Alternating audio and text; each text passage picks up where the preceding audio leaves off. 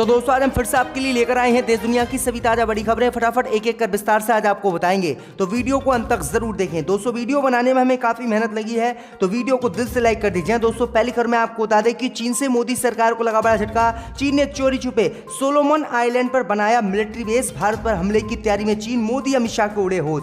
वहीं आपको बताएंगे दोस्तों कि दिल्ली में मुसलमानों के घरों पर बुलडोजर चलाकर अब केंद्र की मोदी सरकार ने मांस की दुकानों पर बुलडोजर चलाने का किया ऐलान, मुसलमानों को तगड़ा झटका। वहीं आपको बताएंगे दोस्तों कि कर्नाटक में मस्जिदों से लाउड स्पीकर नहीं हटाए जाने पर नाराज हुए हिंदू संगठन, 1000 मंदिरों में हनुमान चालीसा बजाने का किया ऐलान। वहीं आपको बताएंगे दोस्तों कि पाकिस्तान के पूर्व पीएम इमरान खान बोले अमेरिका का गुलाम बन गया है पाकिस्तान, मोदी को धमकी देने तक की नहीं बची है हिम्मत। वहीं आपको बताएंगे दोस्तों कि अपनी ही सरकार के खिलाफ हुए मेघालय के राज्यपाल सत्यपाल मलिक, एमएसपी को लेकर मोदी अमित शाह को दी चेतावनी। कहा अगर एमएसपी पर नहीं बना कानून तो किसान फिर से दिल्ली में देंगे धरना। वहीं आपको बताएंगे दोस्तों कि मोदी सरकार का बड़ा फैसला, बदला जाएगा भारत में देशद्रोह कानून। वहीं आपको बताएंगे दोस्तों कि अमेरिका को झटका देकर ईरान का तेल निर्यात हुआ दुगना। ईरान के राष्ट्रपति ने किया ऐलान, अन्य भक्तों की बड़ी मुश्किलें। तो दोस्तों सभी खबरों को आपको एक एक कर बताने वाले हैं। वीडियो को लाइक कर चैनल को सब्सक्राइब कर दें और हमें कमेंट में बताएं कि आपके जिले किस राज्य से हमारी खबरों को देख रहे हैं। इसी बीच पर तो दोस्तों अगली खबर की ओर, तो चीन से मोदी सरकार को लगा एक और बड़ा झटका। आइलैंड पर चीन ने चोरी छुपे बनाया मिलिट्री बेस, भारत को झटका। जी दोस्तों आपको बता दें ये बड़ी खबर सामने निकल कर आई दोस्तों कि चीन से मोदी सरकार को आज बड़ा झटका लगा है। चीन ने भारत को घेरने के लिए आज चुपके प्रशांत महासागर के छोटे से द्वीप पर मिलिट्री बेस बना दिया है, जिसके बाद मोदी सरकार की मुश्किलें बढ़ गई हैं। भैया आपको बता दें कि चीन के इस कदम से बाकी देशों की चिंताएं भी बढ़ गई हैं। जो देश ज्यादा चिंतित हैं उनमें अमेरिका, भारत, ऑस्ट्रेलिया और न्यूजीलैंड शामिल हैं। बीते 27 अप्रैल को ऑस्ट्रेलिया के एक मंत्री ने यह संभावनाएं जताई हैं कि चीन सोलोमन आइलैंड पर चीनी सेना भेज सकता है और भारत सहित अमेरिका सहित ऑस्ट्रेलिया और न्यूजीलैंड पर हमला भी कर सकता है। भैया आपको बता दें कि सोलोमन की जनसंख्या 7 लाख है। चीन का कहना है कि वह यहाँ पर शांति स्थापित करेगा, लेकिन चीन का मकसद कुछ और है, भारत सहित अन्य देशों पर हमले करने की चीन की तैयारी, जिसके बाद मोदी की मुश्किलें एक बार फिर से चीन से बढ़ गई। इसी बीच पर तो दोस्तों अगली खबर की ओर, तो दिल्ली में घरों पर बुलडोजर चलाकर अब मांस बेचने वाली दुकानों पर मोदी सरकार चलवाएगी बुलडोजर, एमसीडी ने किया ऐलान। जो दोस्तों आपको बता दें कि दिल्ली में इस समय बुलडोजर की चर्चा जोरों पर है। दरअसल आपको बता दें कि केंद्र की मोदी सरकार लगातार अवैध निर्माण का नाम देकर मुसलमानों के घरों पर बुलडोजर चलवा रही है। भैया आपको बता दें कि मुसलमानों के घरों पर बुलडोजर चलवाकर अब मोदी सरकार ने एक नई चाल चल दी है। अब मुसलमानों के कारोबार पर भी मोदी सरकार बुलडोजर चलाने जा रही है। दरअसल आपको बता दें कि खबर सामने निकल कर आई दोस्तों कि दिल्ली एमसीडी ने एक आदेश जारी किया है। इसमें बताया है कि अवैध तरीके से जो मांस की बिक्री दिल्ली में हो रही है उस सभी पर रोक लगाई जाएगी और दिल्ली में जिन दुकानों से अवैध मांस बेचा जा रहा है उन सभी दुकानों पर बुलडोजर चलवाया जाएगा। भैया आपको बता दें कि 17 दुकानों पर मोदी सरकार ने सील भी लगा दी और कहा है कि ये 17 दुकान अवैध मांस बेचती थी और इन 17 दुकानों को अब तोड़ा जाएगा। तो ये बड़ी अपडेट आई दोस्तों कि केंद्र की मोदी सरकार किस तरह से मुसलमानों को जो है अपंग बनाना चाहती है, उन्हें दबाना चाहती है। पहले मुसलमानों के घरों पर बुलडोजर दिल्ली में चलवाया और अब जो है उनके दुकानों पर ही बुलडोजर चलवाना चाहती है। आपकी क्या राय है हमें कमेंट में जरूर बताएं। इसी बीच पर तो दोस्तों अगली खबर की ओर, तो कर्नाटक में मस्जिदों से लाउड स्पीकर नहीं हटाए जाने पर नाराज हुए हिंदू संगठन, 1000 मंदिरों में हनुमान चालीसा बजाने की दी चेतावनी। यह दोस्तों आपको बता दें कि लाउड स्पीकर, अजान और हनुमान चालीसा पाठ का विवाद अब महाराष्ट्र के बाद कर्नाटक में पहुंच चुका है। यहाँ राज्य सरकार द्वारा मस्जिदों से लाउड स्पीकर हटाने की कार्रवाई नहीं करने के विरोध में हिंदू संगठन नाराज हो गए हैं, जिसके बाद उन्होंने चेतावनी दी है कि अजान के समय 1000 मंदिरों में हनुमान चालीसा बजाया जाएगा। इसको लेकर राज्य सरकार हाई अलर्ट पर है। श्री राम सेना के संस्थापक प्रमोद ने कहा है कि सुबह 5 बजे मैसूर जिले के एक मंदिर में कार्यक्रम का उद्घाटन है। उन्होंने दावा किया है कि मस्जिद में अजान के खिलाफ 1000 से अधिक मंदिरों में हनुमान चालीसा और सुप्रभात यानी हनुमान चालीसा बजाएगा। उन्होंने कहा है कि जो भी मुसलमान मस्जिदों से लाउड स्पीकर नहीं हटा रहे हैं उन मस्जिदों के सामने जो भी मंदिर हैं उन सभी में ये लाउड स्पीकर बजाए जाएंगे। तो ये बड़ी अपडेट आ रही दोस्तों। इसी बीच पर तो दोस्तों अगली खबर की ओर, तो पाकिस्तान के पीएम इमरान खान बोले अमेरिका का गुलाम हो गया है पाकिस्तान, मोदी को धमकी देने तक की नहीं बची है हिम्मत।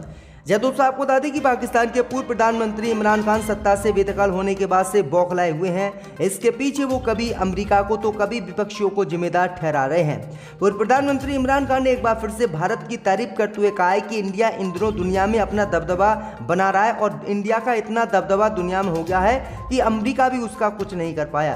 दरअसल आपको बता दें कि उनका ये बयान रूसी तेल को लेकर था, जिसे इंडिया अमेरिकी दबाव के बावजूद भी खरीद रहा था। इमरान खान ने कहा है कि भारत अमेरिका के साथ रणनीतिक समझौता करने के बावजूद रूस से सस्ता तेल खरीद रहा है, लेकिन अमेरिका उससे कभी नाराज नहीं हुआ, जबकि पाकिस्तान ने रूस से 30% की किफायत पर तेल लिया और अमेरिका नाराज हो गया।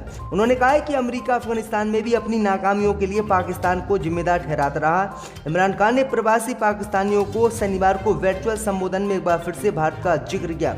उन्होंने कहा है कि अब अमेरिका का पाकिस्तान गुलाम बन गया है और पाकिस्तान में इतनी हिम्मत नहीं बची है कि वो मोदी को धमकी दे सके। तो ये बड़ी अपडेट आई दोस्तों।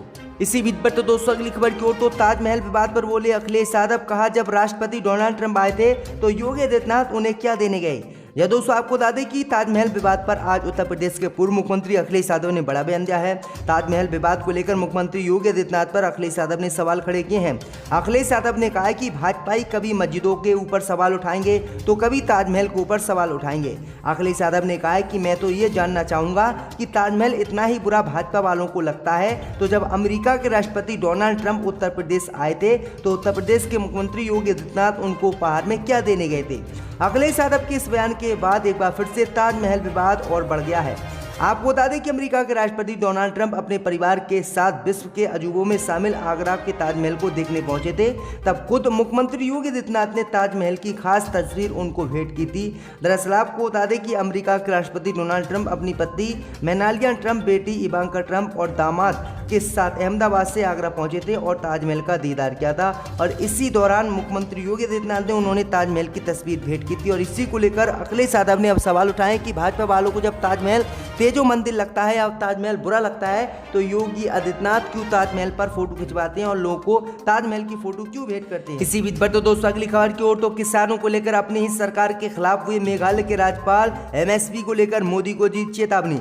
या दोस्तों आपको बता दें कि मेघालय के राज्यपाल किसानों के समर्थन में अब अपनी ही सरकार के खिलाफ खड़े हुए हैं और उन्होंने एमएसपी को लेकर मोदी सरकार को चेतावनी दी है। दरअसल आपको बता दें कि मेघालय के राज्यपाल सतपाल मलिक ने कहा है कि सरकार ने पिछले साल दिसंबर में किसानों से जो वादा किया था उसे अभी तक पूरा नहीं किया गया है। एमएसपी पर सतपाल मलिक ने कहा है कि सरकार को एमएसपी पर कानून बनाना चाहिए। यही नहीं, सतपाल मलिक ने ये भी कहा है कि किसानों ने दिल्ली की सीमाओं पर अपना धरना खत्म किया है लेकिन उनका आंदोलन अभी भी जारी है। सतपाल मलिक किसान आंदोलन के समय भी अपनी ही सरकार के खिलाफ जाकर किसानों के पक्ष में बोलते रहे हैं। उन्होंने कहा है कि मोदी सरकार ने वादा किया था कि आप धरना खत्म करिएगा और हम एमएसपी पर कानून बनाएंगे और कई बड़े फैसले आपके लिए करेंगे, लेकिन अभी तक मोदी सरकार ने उस पर कोई भी ऐलान नहीं किया है, जिससे किसान भी नाराज हैं और किसान कभी भी आंदोलन शुरू कर सकते हैं। इसी को लेकर उन्होंने ये बयान इसी बीच पर तो दोस्तों अगली खबर की ओर तो अमेरिका को लगा ईरान से बड़ा झटका। ईरान का तेल निर्यात हुआ दोगुना। जी दोस्तों आपको बता दें कि ईरान के राष्ट्रपति इब्राहिम रईसी ने सोमवार को बयान दिया है और बताया है कि अमेरिका द्वारा लगाए गए तेल निर्यात पर भारी प्रतिबंधों के बावजूद देश का तेल निर्यात दोगुना हो गया है। ईरान के अखबार के मुताबिक ऑयल मार्केट में प्रतिस्पर्धा और युद्ध के कारण उपजे हालात के कारण ये संभव हुआ है। दरअसल आपको बता दें कि 2019 में ईरान और अमेरिका के बीच जंग जैसे हालात बन गए थे और अमेरिका के राष्ट्रपति उस समय डोनाल्ड ट्रंप थे और डोनाल्ड ट्रंप ने दुनिया भर के देशों से मना किया था कि ईरान से कोई भी कच्चा तेल ना खरीदे। लेकिन आपको बता दें कि अमेरिका के राष्ट्रपति चुनाव हार गए और जो बाइडेन बने, लेकिन उसके बाद भी स्थिति तनावपूर्ण रही। लेकिन अब रूस और यूक्रेन युद्ध को लेकर अमेरिका ने रूस पर प्रतिबंध लगाए, जिसके बाद दुनिया भर के देशों ने ईरान से तेल खरीदना शुरू किया और ईरान का जो तेल निर्यात था, जो बिक्री थी, वो अब दुगनी हो गई। तो ये बड़ी अपडेट आ रही दोस्तों। इसी बीच पर तो दोस्तों अगली खबर की ओर तो मोदी सरकार का बड़ा फैसला, बदला जाएगा भारत में देशद्रोह कानून। जी दोस्तों आपको बता दें कि मोदी सरकार ने सुप्रीम कोर्ट में आज बड़ी बात कही है। केंद्र की मोदी सरकार ने कहा है कि उसने देशद्रोह कानून के प्रावधानों पर पुनर्विचार करने और जांच का फैसला लिया है। सरकार ने सुप्रीम कोर्ट से अपील की कि इस मामले पर सुनवाई तब तक ना की जाए जब तक सरकार जांच न कर ले। सुप्रीम कोर्ट में दाखिल किए गए एक हलफनामे में केंद्र की मोदी सरकार ने कहा है कि देशद्रोह पर भारतीय दंड संहिता आईपीसी की धारा 124 की वैधता की जांच और पुनर्विचार किया जाना चाहिए। दरअसल आपको बता दें कि मुस्लिम समुदाय सहित कई समुदाय ने मोदी सरकार से देशद्रोह कानून खत्म करने की मांग की थी और कहा था कि कोई भी मामला होता है तो मोदी सरकार देशद्रोह का मामला लगाकर उसे जेल में डाल देती है, जबकि ऐसा नहीं होना चाहिए। इसी बीच पर तो दोस्तों अगली खबर की ओर तो इलाहाबाद हाई कोर्ट से बीजेपी को लगा बड़ा झटका। इलाहाबाद हाई कोर्ट बोला, केंद्रीय मंत्री अजय मिश्रा टेनी किसानों पर बयान नहीं देते तो लखीमपुर में नहीं होती हिंसा। या दोस्तों आपको बता दें कि पिछले साल 3 अक्टूबर को लखीमपुर खीरी में हुई हिंसा के मामले में इलाहाबाद हाई कोर्ट की नकलों बेंच ने सोमवार को अहम टिप्पणी की है।